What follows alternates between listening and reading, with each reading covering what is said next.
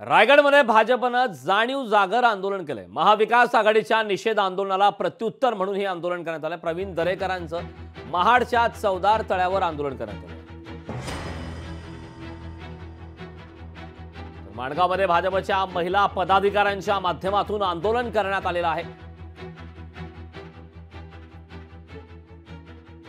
हायकोर्टाने देखील त्यांनी पुकारलेल्या बंदला विरोध केला आणि जो बंद पाळेल त्याच्यावर कारवाई करण्याचे आदेश त्या ठिकाणी हायकोर्टाने दिले। याचा अर्थ असा की खरं तर या घटनांच्या मागे असणाऱ्या सूत्रधारांवर होणारी कारवाई आणि या घटनांच्या बाबत समाजामध्ये आवश्यक असणारी जागरूकता हे करण्याच्या ऐवजी केवळ येऊ घातलेल्या विधानसभा निवडणुकांच्या पार्श्वभूमीवर विरोधक केवळ राजकीय हत्यार म्हणून याचा वापर करत आहेत आणि हीच जाणीव समाजाला व्हावी।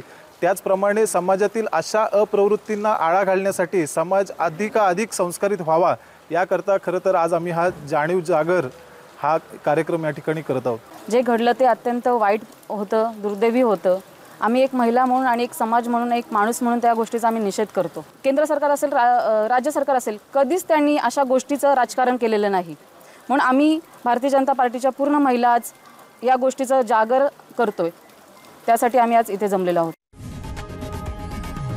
लोकशाही मराठी ऐका, पहा, जागरूक रहा।